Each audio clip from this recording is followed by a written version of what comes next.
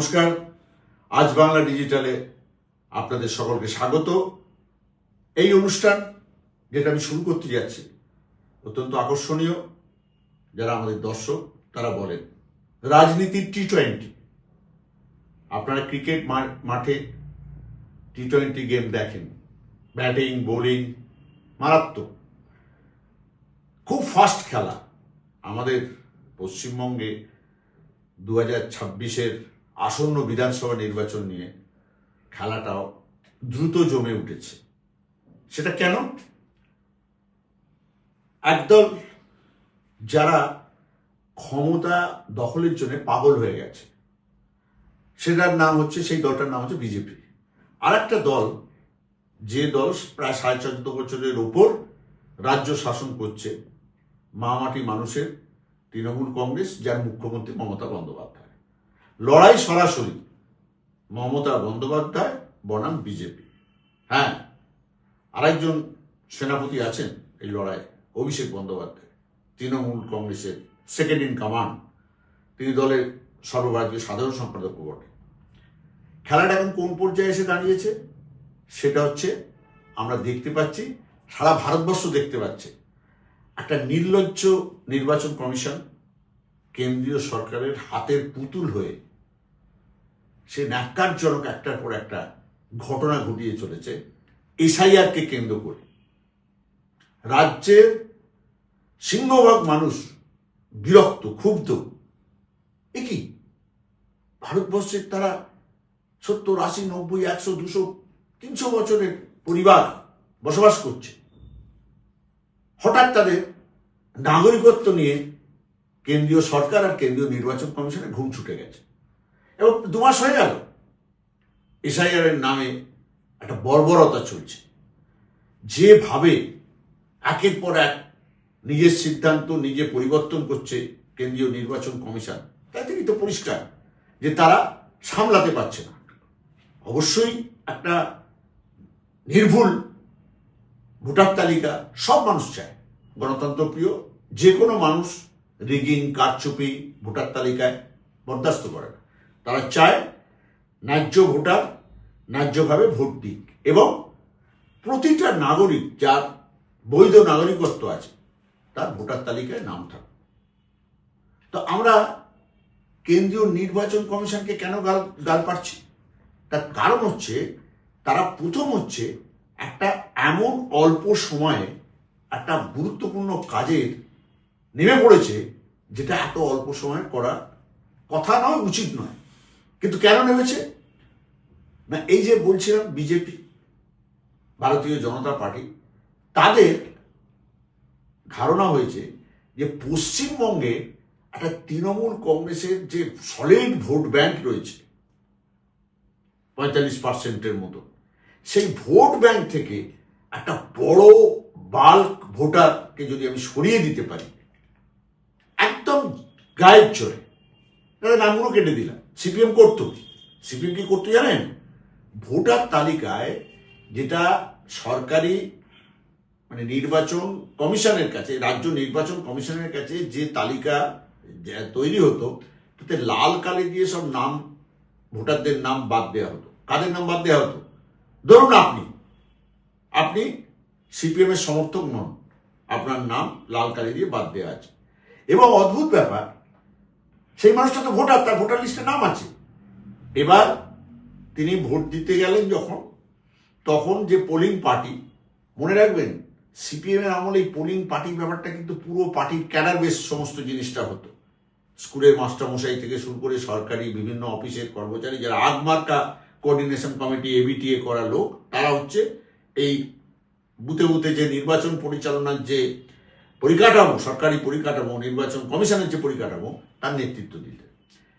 এবার আপনি ভোট দিতে গেলেন, আপনাকে বললেন আপনি তো জেনুইন ভোটার, এবং আপনাকে স্লিপ দিয়েছে, সিপিএম স্লিপ দিয়েছে, কংগ্রেস স্লিপ দিয়েছে, তৃণমূল কংগ্রেস স্লিপ দিয়েছে, আরো সবাই যে অন্য রাজনৈতিক দল যারা প্রতিদ্বন্দ্বিতা করছে তারা আপনাকে স্লিপ দিয়েছে। আপনি স্লিপ দেখালেন, এই দেখুন আমাকে স্লিপ দিয়েছে, এই বুথে আমি 1 নম্বর এর তালিকায় সিরিয়াল নাম্বার আমার ভোটার। প্রিসাইডিং অফিসার আপনাকে বললো আপনার নাম এখানে লাল কালি দিয়ে কাটা আছে। কে কাটলো? বলে আমরা বলতে পারবো আমাদের কাছে যে তালিকা আসছে তাতে আপনার নাম কাটা আছে। এরাও হাজার হাজার লক্ষ লক্ষ ভোটার, বৈধ ভোটার, ভোটার লিস্টে নাম আছে, ভোট দিতে পারত। এবার এরা বিজেপি এবং কেন্দ্রীয় নির্বাচন কমিশন মিলে সেই পদ্ধতিটাকে আর মডার্নাইজ করেছে। কি মডার্নাইজ করেছে না, আমি তালিকা প্রকাশের আগেই কাজ ছেড়ে দেবো, ভোটারদের নাম বাদ দিয়ে দেবো।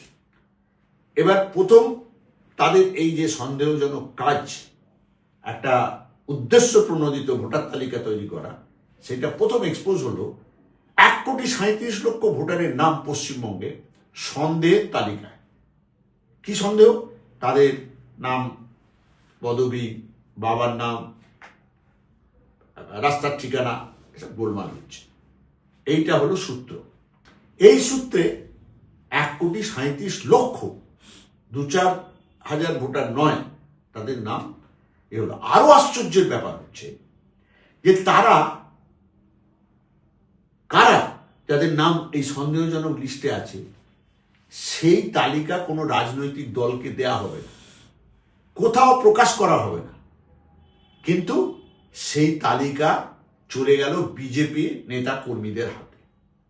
এরকম নির্লজ্জ নির্বাচন কমিশন কেউ আগে দেশে দেখেছে? স্বাধীনোত্তর ভারতবর্ষে আমার মনে হয় দেখেন, কোন রাজ্যে দেখেন।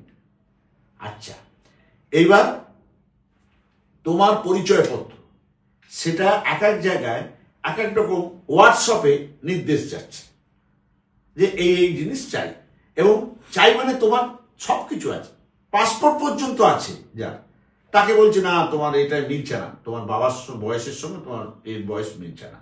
তা বলো আমার তো আমার তো আইডেন্টি কার্ড যা যা আছে তাতে তো এই বয়স আছে, না হলে হবে না, বাবার বয়সের সঙ্গে মিলছে না। এরকম নানা রকম অসঙ্গতি তৈরি করে আসলে হ্যারাসমেন্ট, এবং উদ্দেশ্য হচ্ছে হ্যারাস করে লোকগুলোকে ভোটার তালিকা থেকে বাদ দিয়ে দাও। কারণ এদের ওই বেসরকারি বিজেপির নিজের মুরদ নেই, তাদের লোকবল নেই, বেসরকারি সংস্থাকে দিয়ে এইসব লিস্ট থেকে কাদের নাম বাদ দিতে হবে সেগুলো ঠিক করা হচ্ছে।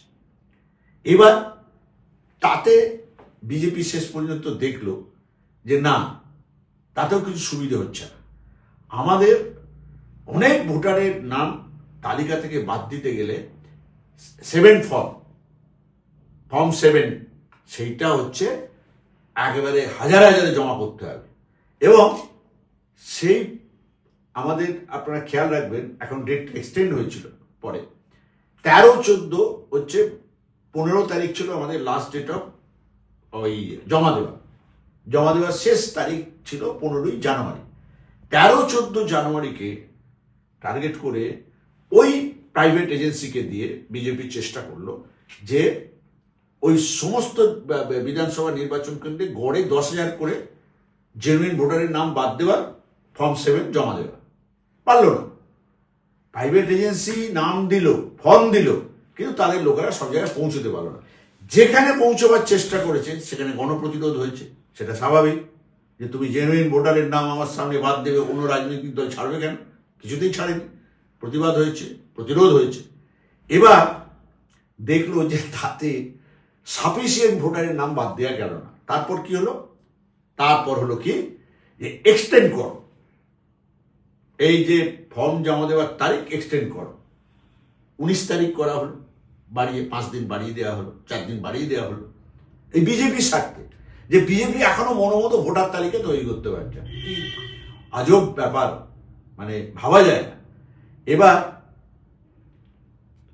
এসব চলছে, মানুষ দেখছে, মানুষ ক্ষুব্ধ, বিরক্ত, হয়রানি চূড়ান্ত। মানে আপনারা বিখ্যাত মানুষ, তাদের নামে দেখছেন টিভিতে, খবরের কাগজে, তাদেরও সমস্ত ধরে টানাটানি হচ্ছে তাদের বৈধতা নিয়ে, মানে তারা বৈধ ভোটার কিনা, এদেশের নাগরিক কিনা, নাগরিকত্ব নিয়ে নানা রকম সব টানাপোড়েন চলছে। মুখ্য আঘাতটা এলো সুপ্রিম কোর্ট থেকে। সুপ্রিম কোর্ট তৃণমূল কংগ্রেস যে সমস্ত দাবি প্রথম থেকে করে আসছে ভোটার তালিকা সংশোধনের কাজে, সব কটা দাবিকে মান্যতা দিল। সেটা আপনারা জানেন। মান্যতা দিয়ে বলল, প্রথম হচ্ছে ভোটার তালিকার এই যে যাদের নাম বলা হয়েছে সন্দেহজনক, তাদের অসঙ্গতি আছে, তাদের নাম ঠিকানা বা অন্যান্য বিষয়ে, সেই তালিকা প্রতিটা সরকারি অফিসে টাঙিয়ে দিতে হবে, ঝুলিয়ে দিতে হবে। ব্যাপারটা বুঝতে পেরেছে যে এটা পুরো গোপনে কাজটা সারতে চাইছিল নির্বাচন কমিশন। সুপ্রিম কোর্ট বলল না, হবে না, তোমায় প্রতিটা জায়গায় এটা প্রকাশ করতে হবে। ভোটার জানবে না, পলিটিক্যাল পার্টিরা জানবে না যে কালের নাম বাদ চলে যাচ্ছে, এ আবার কি। এবার তার সঙ্গে বলল যে এই যে ব্যক্তির নাম এখানে আছে তাকে হিয়ারিং এ ডাকতে হবে, তার হিয়ারিং এর জিনিসপত্র জমা নিয়ে রসিদ দিতে হবে। রসিদ দেওয়া হচ্ছিল না, নির্বাচন কমিশন বলেছে যে রসিদ দেওয়া হচ্ছে না, মানে আপনি যে আপনারটা প্রোটেস্ট করে এলেন যে না আমি জেনুইন ভোটার, আমার নাম অনৈতিকভাবে, অন্যায্যভাবে এবং বেআইনিভাবে বাদ দেওয়া হয়েছে, তার কোনো ডকুমেন্ট আপনার কাছে রইল না। মানে আপনার নাম যদি পরবর্তীকালে যখন ফাইনাল ভোটার লিস্ট তৈরি হয়ে বাদ যায়, আপনি ক্লেম করতে পারবেন যে আপনি এই ডকুমেন্ট জমা দিয়েছেন। সুপ্রিম কোর্ট বলল প্রতিটা ক্ষেত্রে রসিদ দিতে হবে। সে যে একটা কিছু জমা করছে নথি ফর্ম, তার একটা রসিদ দিতে হবে। থার্ড, প্রতিটা স্টেপ আপনারা লক্ষ্য করুন, এখন কিন্তু তৃণমূল কংগ্রেস এই অধিকারের জন্য ফ্রম দ্য বিগিনিং লড়াই করছে। থার্ড বলল কি, বিএলএ মানে ব্লক লেভেল যারা পলিটিক্যাল পার্টির রিপ্রেজেন্টেটিভ অ্যাসিস্ট করবে বিএলওদের, তাদেরকে থাকতে দিতে হবে। ওই ভোটার তালিকার যে কাজকর্ম চলছে, এই যে জমা পড়া, তালিকাকে সংশোধন করার চেষ্টা, সেইখানে এরা কি করেছিল আপনারা জানেন, এই নিয়ে বহু সংঘাত হয়েছিল, বহু ঝামেলা হয়েছে বহু জায়গায়, যে বিএলএ থাকতে পারবে না। মানে সেখানে একতরফা বিজেপির মনোমতো সব নির্বাচন কমিশন ওইসব সব কি পর্যবেক্ষক সব বার করেছে, তারা সব ভোটার লিস্ট তৈরি করে ফেলবে। হ্যাঁ, আপনি কিছু জানতে পারবেন না, কোনো পলিটিক্যাল পার্টি কিছু জানতে পারবে না। হয়নি, একদম স্ট্রেট ওয়েতে সুপ্রিম কোর্ট বলে দিয়েছে চলবে না, তোমায় বিএলও থাকতে চাইলে তাকে রাখতে হবে। যে কোনো মানুষ মনে করলে সেই বিএলএদের সাহায্য নিতে পারে, তোমার কোনো অধিকার নেই তাকে আটকা। তারপরে বলল আইডেন্টি কার্ড এমনকি মাধ্যমিক পরীক্ষারও যদি আইডেন্টি কার্ড থাকে সেটাও জমা নিতে হবে। এবার সিঙ্গুরে জনসভা হলো, বিজেপির যারা ওই সভায় অ্যাটেন্ড করেছে তারা তো সাধারণ মানুষ নয়, তাদের তো বিজেপি খরচ টরচ করে নিয়ে গিয়েছে। আমরা তো দেখেছি যে চ্যানেলগুলো, টিভির চ্যানেলগুলো, খবরের কাগজ, হোক জয়ডঙ্কা বাজিয়েছিল শিল্পের, নরেন্দ্র মোদীর জয় হোক। এবার তাদের টিভি চ্যানেলে আপনারা সকলে দেখেছেন, সেই সব টিভি চ্যানেল, খবরের কাগজে মানুষ বিরক্ত, বীতশ্রদ্ধ, হতাশ। তারা বলছে এ কি, এটা একটা কথাই বললেন না সিঙ্গুরের শিল্প নিয়ে, তো অন্য সব সিঙ্গুরে গিয়ে চট শিল্পের কথা বলছো, তো ধারণা নেই যে সিঙ্গুর হচ্ছে গ্রামীণ এলাকা। চট শিল্প হুগলি জেলায় আছে, সেটা হচ্ছে আরবান এরিয়া। ওখানে গিয়ে শুধু চট শিল্পের গল্প বললেন, ওখানে গিয়ে বললেন না যে সিঙ্গুরে শিল্প হবে, টাটা আসবে বা টাটার জমিতে অন্য বড় আর একটা শিল্প স্থাপন হবে, কিছু কোনো আশ্বাস প্রতিশ্রুতি কিছু দিতে পারে। বিজেপি অন্ধকার দেখছে, সে হাতাড়ি বাড়াচ্ছে। তাহলে প্রধানমন্ত্রীকে এনে আমাদের লাভ হলো না লোকসান হলো? এই যখন অবস্থা, তখন মমতা বন্দ্যোপাধ্যায় চ্যালেঞ্জ ছুঁড়ে দিতে আবার সিঙ্গুর যাচ্ছে। সিঙ্গুরের মাটির তিনি অত্যন্ত চেনা মানুষ এবং সিঙ্গুরের মানুষও তাকে চেনেন। তিনি সিঙ্গুরের জন্য কি লড়াই করেছেন, রাজ্যের জন্য কি লড়াই করেছেন, এবং তিনি কিন্তু খালি হাতে যাচ্ছেন না। এখনো পর্যন্ত যা খবর, যে তিনি এখানে আপনারা জানেন আবাস যোজনার টাকা, যেরকম 100 দিনের বকেয়া